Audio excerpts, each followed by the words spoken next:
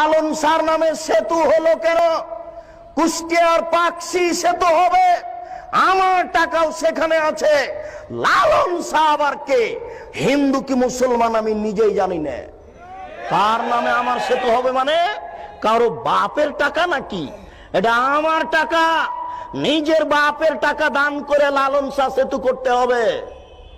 সাবধান থাকুন ও বাদশাহ শাহজাহান, টাকার জবাব দিতে হবে। স্ত্রী মারা গেছে, কবর দিয়ে রেখে আসেন বেটা। 8 কোটি টাকা দিয়ে স্ত্রীর কবর মানান মানে 20,000 লোক 22 বছর কাজ করে। কি দেখাতে চাচ্ছেন আপনি? ভাবছেন কি কয়দিন সময়? সেই দিন আর বেশি দেরি নেই, যেই দিন অক্ষরে অক্ষরে বুঝাতে হবে টাকা কার, এসব টাকা কার।